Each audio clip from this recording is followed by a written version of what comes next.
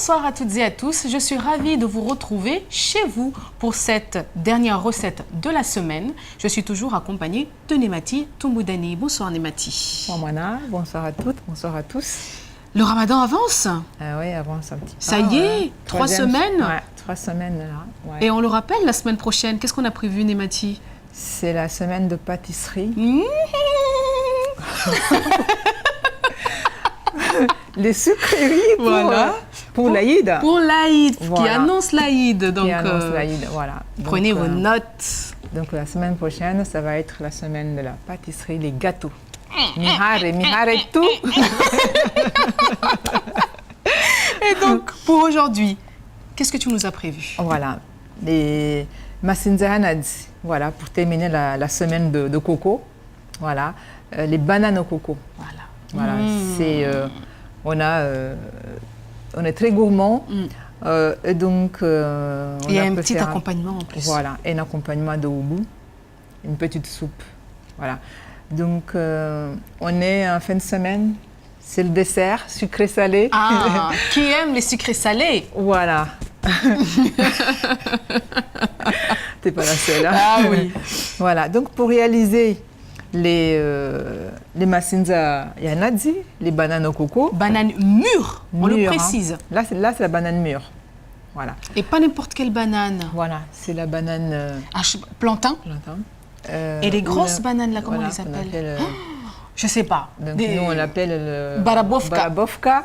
Et Minalouk. Voilà. C'est pas les petites bananes de dessert. Quoique, on peut utiliser aussi. Rien n'interdit. Il faut juste tout savoir, bien doser la cuisson, tout ça, pour ne pas que ça soit écrasé. La bouillie, quoi. Voilà. Et donc, pour réaliser cette recette, hein, il faut une dizaine de bananes mûres.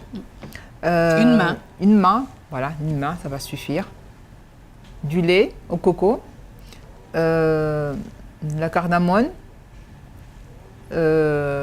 cannelle, la vanille. Ça, c'est les arômes. Voilà. Donc, on prend la banane. Tu as oublié qu'on a oublié. le hawadji, le cumin, l'ail, tous ceux qui veulent. Voilà. Le poivre. Ça, c'est notre version. Enfin, on peut mettre ça. On peut choisir les arômes qu'on veut. Soit on met tout ça, on fait l'amalgame de tous ces arômes. Soit on met 2 ou 3 ou 1. Donc ça, et ça reste bon quand même. Voilà. C'est au goût, aux saveurs de chacun. Donc on prend la banane, on la coupe en morceaux. Après, on la met dans la marmite. D'accord? Moi, ma version, c'est de les laisser dorer un petit peu. Et après, mettre... Les bananes sont déjà cuites. Elles sont déjà mûres, donc cuites. Donc, mettre le lait. D'accord? Et après, rajouter ce qu'on veut. Soit du cumin. Soit du curcuma. Soit... Voilà. Curcuma. Voilà. On peut faire tous ces mélanges d'épices, les mettre aussi. Voilà. Et c'est très bon. Laisser mijoter, réduire un petit peu, voir le lait s'épaissir, baisser, tout ça. Et une fois qu'on met les arômes en dernier, comme d'habitude, on couvre pour laisser découvrir les arômes au dernier moment avant de manger. Et là, ça fait un bien-être absolu. Et c'est très bon. Et juste à côté, donc la bouillie de riz. Voilà. Qui s'accompagne avec les bananes au coco. Voilà, ça peut s'accompagner bananes au coco et le majimbi au coco, les ignames, voilà, tout ce qu'on veut. Et comment on réalise cette bouillie? Voilà, il y a 100 grammes de riz, les tremper le riz, les laisser bien prendre... Pendant 30 minutes, 1 heure? Voilà, 1 heure maximum. Et après, le mixer avec de l'eau. Voilà, une fois que c'est mixé, faire bouillir de l'eau et mettre tout ça avec le fouet et tourner pour éviter l'égoulement, tout ça. Et ça fait ça fait ça. Et là-dedans, tu as mis donc du porovi, du baume de Pérou. Avec du poivre. Avec du poivre. Il y en a qui mettent autre chose. Hein, mais il y en a qui mettent du beurre ou du ghee. Il Il y en a qui mettent Zumuda, kirkiri, c'est kirkir, des arômes aussi qu'on trouve au marché de Mamoudzou. Voilà. Voilà. Mais tout ça, c'est des bases. Et après, on peut... On fait ce qu'on veut. Voilà, on décline la recette comme on le souhaite, comme vous le souhaitez. souhaitez. Donc, pour réaliser les bananes au coco chez vous, il vous faut des bananes. Mais attention, ce n'est pas les bananes dessert. Il faut vraiment voir à l'extérieur, demander, et quitte à demander, est-ce que vous avez des bananes pour faire des bananes au coco? Donc, forcément, on vous les proposera. Donc, il faut des bananes. C'est soit plantain, soit des grosses bananes qu'on appelle le barabofka chez nous ou barabahi. Donc, les barabahi, par exemple, de la cardamome, de la cannelle, de la vanille, du cumin, du curcuma, du poivre, de l'ail, de l'oignon, j'espère que vous avez bien noté, et du sel, sans oublier le fameux coco. Voilà.